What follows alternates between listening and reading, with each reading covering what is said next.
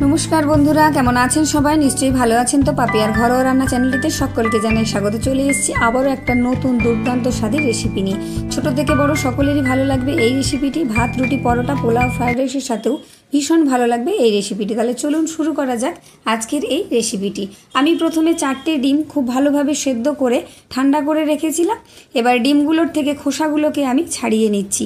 এইভাবে আপনারাও ছাড়িয়ে নেবেন, অবশ্যই বাড়িতে কিন্তু একবার ট্রাই করবেন।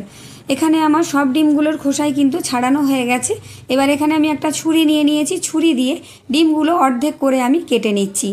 এইভাবে এক এক করে সব ডিমগুলোই কিন্তু আমি অর্ধেক করে কেটে নেব। বাড়িতে অতিথি আসলে চটজলদি হাতের কাছে কিছু না থাকলে এইভাবে কিন্তু একটা রেসিপি আপনারা বাড়িতে বানিয়েই ফেলতে পারেন। আর সকলেই কিন্তু ভীষণ ভালো বলবে, ভীষণ প্রশংসা করবে আপনার এই রান্নাটির। সমস্ত ডিমগুলোই আমার কিন্তু অর্ধেক করে কাটা হয়ে গেল। এবার এখানে আমি একটা বাটি নিয়ে নিচ্ছি। এই বাটির মধ্যে বা ডিম থেকে সমস্ত কুসুমগুলোকে আমি আলাদা করে নেব। এক এক করে সমস্ত ডিম থেকে আমি কুসুমগুলোকে আলাদা করে নিচ্ছি। এই দেখুন এখানে আমার ডিম থেকে সমস্ত কুসুমগুলো আলাদা করা হয়ে গেছে। এবার এই কুসুমগুলোর মধ্যে আমি একটা ছোট সাইজের পেঁয়াজ কুচি করে রেখেছিলাম আর 3টে কাঁচা লঙ্কা কুচি করে রেখেছিলাম, সেগুলো এর মধ্যে আমি দিয়ে দিলাম। আর দিয়ে দিলাম স্বাদ মতো হাফ চা চামচ মতো নুন আর অল্প কিছুটা গোলমরিচের গুঁড়ো। আর একটা অর্ধেক আলু আমি আগে থেকে সেদ্ধ করে রেখেছিলাম, সেই অর্ধেক আলুর অর্ধেকটা আমি গ্রেটারে গ্রেট করে নিচ্ছি। পুরো আলুটাই আমি দেব না, এর অর্ধেকটা আমি গ্রেট করে এর মধ্যে দিয়ে দিচ্ছি। এই দেখুন হয়ে গেছে, অর্ধেকটা আমার গ্রেট করে দেওয়া আর অর্ধেকটা আমি রেখে দিচ্ছি। এবার সব কিছুকে হাতের সাহায্যে খুব ভালোভাবে মেখে নিতে হবে। এইভাবে কিন্তু আপনারাও অবশ্যই বাড়িতে ট্রাই করবেন, আর কেমন লাগলো অবশ্যই কিন্তু আমাকে জানাবেন। এখানে আমার সমস্ত পুরটাই হাতে করে মেখে আমি রেডি করে রেখে দিচ্ছি। এদিকে আমি একটা বাটি নিয়ে নিয়েছি, এই বাটির মধ্যে দিয়ে দেব আমি 1 টেবিল চামচ কর্নফ্লাওয়ার আর দিয়ে দিচ্ছি আমি 3 টেবিল চামচ ময়দা। তবে এখানে আপনারা আটাও ব্যবহার করতে পারেন, তবে ময়দাটা দিলে কিন্তু বেশি ভালো হবে। এবার আমি দিয়ে দিচ্ছি স্বাদ মতো নুন আর দিয়ে দিচ্ছি অল্প কিছুটা আমি ঝাল লঙ্কার গুঁড়ো। এটা 1 চা চামচ মতো ঝাল লঙ্কার গুঁড়ো দিয়ে দিলাম। দিয়ে সব কিছুকে খুব ভালোভাবে মিশিয়ে নিচ্ছি আর অল্প অল্প করে জল দিয়ে সুন্দর একটা ঘন ব্যাটার আমি তৈরি করে নিচ্ছি।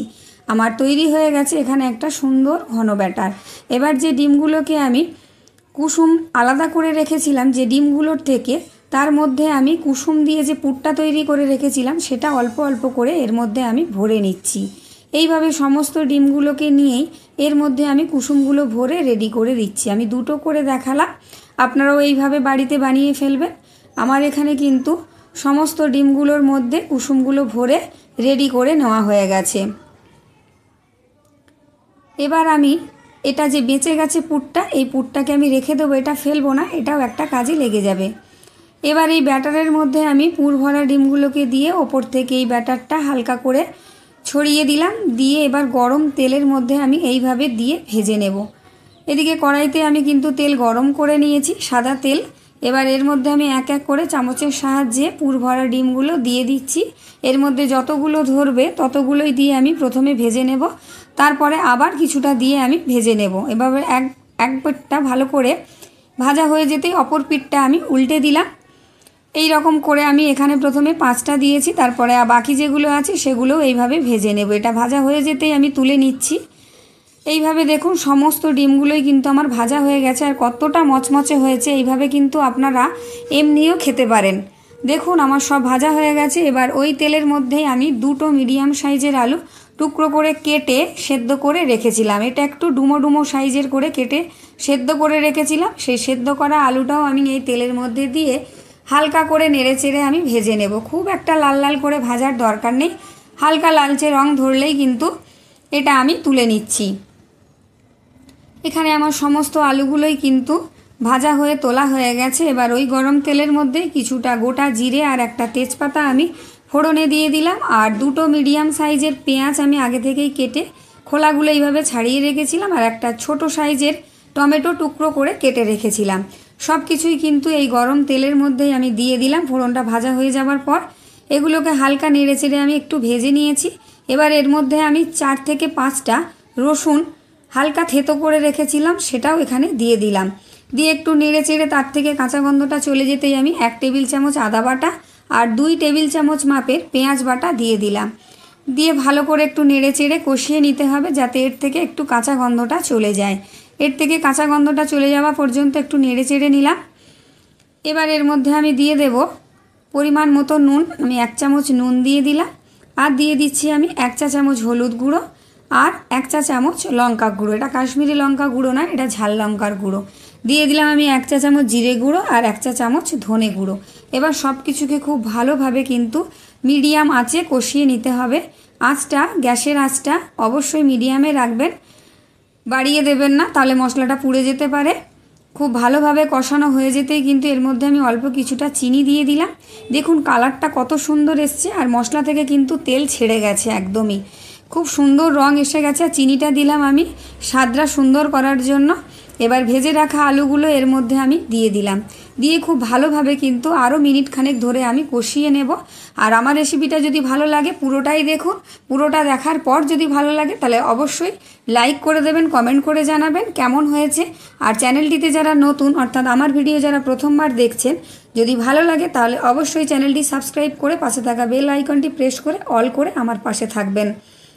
মশলা আলু সব কিছু কষানো হয়ে যেতেই আমি অল্প পরিমাণ জল দিয়ে দিলাম, যেহেতু এটা একটু ঘন ঘন করব, তাই এর মধ্যে আমি বেশি জল দিলাম না। আলুটাও কিন্তু সেদ্ধ করাই ছিল। ঝোলটা পুরোপুরি ফুটে উঠতেই এর মধ্যে পুর ভরা ডিমগুলো যে ভেজে রেখেছিলাম সেগুলো এক এক করে কিন্তু আমি দিয়ে দিলাম। এবার ভালো করে একটু নেড়ে চেড়ে ফুটিয়ে নেব। এটা 30 সেকেন্ড মতন একটু ফুটিয়ে নিলেই হবে। সুন্দর করে এটা আমি নেড়ে চেড়ে ঝোলের মধ্যে মিশিয়ে দিচ্ছি। এটা একটুখানি ফুটতে দেব আমি। আপনারা কিন্তু বাড়িতে অবশ্যই ট্রাই করবেন, ছোট থেকে বড় কিন্তু সকলেই মজা পাবে এই রান্নাটা খেয়ে, অবশ্যই ট্রাই করবেন। এবার এর মধ্যে আমি দিয়ে দিলাম কিছুটা গরম মশলার গুঁড়ো, এটা আমি বাড়িতেই বানিয়ে রেখেছিলাম, আর দিয়ে দিলাম কিছুটা আমি ধনেপাতা কুচি। এটা একদম সাধারণ রান্না, কিন্তু স্বাদ হবে অসাধারণ, দারুণ ভালো হবে। এটা আমি সব কিছুকে মিশিয়ে নেড়ে চেড়ে আমি এবার তুলে নিয়েছি। দেখুন কতটা সুন্দর হয়েছে দেখতে, আর খেতেও কিন্তু এতটাই সুন্দর হবে। আপনারা কিন্তু অবশ্যই বাড়িতে একবার হলেও বানিয়ে দেখবেন।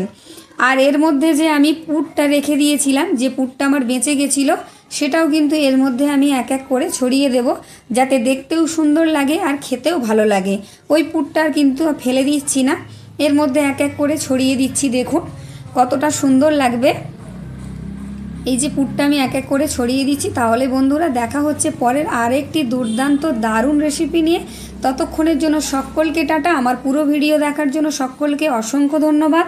সবাই ভালো থাকবেন, সুস্থ থাকবেন। আজকের মতো আসি।